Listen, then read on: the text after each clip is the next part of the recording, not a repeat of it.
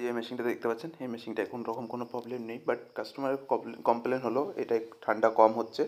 তো চলুন দেখা যাক ঠান্ডা কেন কম হচ্ছে, সেটা আমি দেখিয়ে দিচ্ছি আপনাদের। সো এই যে দেখতে পাচ্ছেন, আমি হাত দিয়ে দেখে নিচ্ছি মেশিনটায় মোটামুটি ভালো নোংরা পড়ে গেছে, যার জন্য হাওয়াটা ক্লিয়ার মতো আসছে না। আর এটা 2 বছরেই প্রথম আমি সার্ভিস করব। তার আগে কোম্পানি যে ফিল্টার সার্ভিস করে সেটাই সার্ভিস হয়েছে।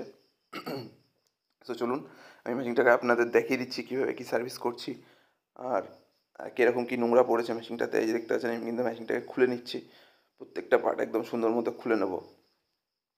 এই যে দেখতে পাচ্ছেন, আমি কিন্তু প্রত্যেকটা পার্ট একদম সুন্দর মতো খুলে নিয়েছি। এই দেখুন কী পরিমাণে নোংরা পড়েছে, দেখুন উপরের দিকে, আশা করছি আপনারা দেখতে পেলেন। সো এবার দেখুন কুলিং কয়েলটা, এই যে কুলিং কয়েলের অবস্থা দেখুন, খুবই খারাপ অবস্থা, আশা করছি বুঝতে পারছেন।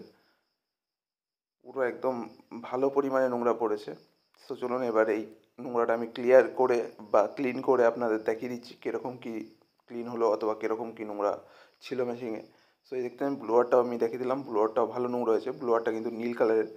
সো এই দেখতে পাচ্ছেন, আমি কিন্তু প্রত্যেকটা পার্ট খুলে নেওয়ার পরে ফার্স্টে ব্লোয়ার দিয়ে পরিষ্কার করে নিচ্ছি, তার কারণ এটা ড্রাই সার্ভিসটা, কারণ পিসিবির দিকে যেহেতু জল দিতে পারবো না, তার জন্য কিন্তু আমি ওই জায়গাটা ব্লোয়ারটা মেরে নিলাম, যেখানে যেখানে ব্লোয়ার মারার দরকার মেরে নিয়েছি।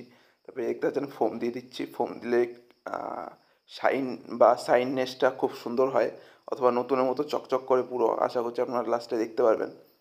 সো এই যে দেখতে পাচ্ছেন, আমি কিন্তু এখন জেট পাম্প ওয়াশটা শুরু করে দিয়েছি। ফার্স্টে দেখুন উপরে কিছুটা কুলিং কয়েল আমি পরিষ্কার করে দিলাম, কারণ আপনাদের দেখানোর জন্য। তারপরে কিন্তু আমি পুরো ব্লোয়ার দিয়ে পুরো মেশিনটাকে ক্লিন করে দিয়েছি। আর এই দেখতে পাচ্ছেন আউটডোরটা দেখুন, আউটডোরে কিন্তু ভালো পরিমাণে নোংরা পড়েছে, যেহেতু এটা পুরো ফ্রন্টে নেই, একটা শেডের নিচে আছে, যার জন্য কিন্তু এই নোংরাটা বেশি পড়ে। আর পুরো রাস্তার পাশে। সো এই দেখতে পাচ্ছেন, আমি কিন্তু একদম আউটডোরটাও সুন্দর মতো ক্লিন করে দিচ্ছি। সো সো এই দেখতে পাচ্ছেন পুরো একদম নিট অ্যান্ড ক্লিন করে দেওয়ার চেষ্টা করছি, পুরো নতুনের মতো। এই দেখতে পাচ্ছেন, আমি কিন্তু পিছনে কন্ডেন্সার যেখানে ধুলো ছিল সেটাও কিন্তু ভালো মতো আমি দেখে দেখে ক্লিন করে দিলাম।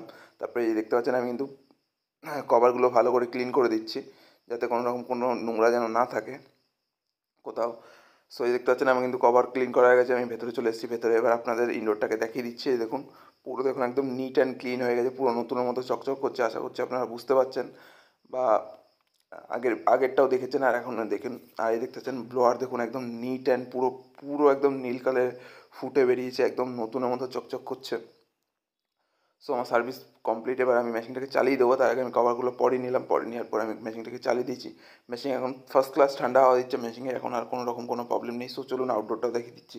এ দেখুন আউটডোর একদম ফার্স্ট ক্লাস চলছে, আউটডোরের কন্ডেন্সারটা আপনি দেখিয়ে দিয়েছি। দেখুন দেখুন পুরোটা দেখুন আর পার এখন দেখা যাচ্ছে, প্রথমে কিন্তু দেখা যাচ্ছিলো না, এখন আর পার পুরো একদম শাইন মারছে।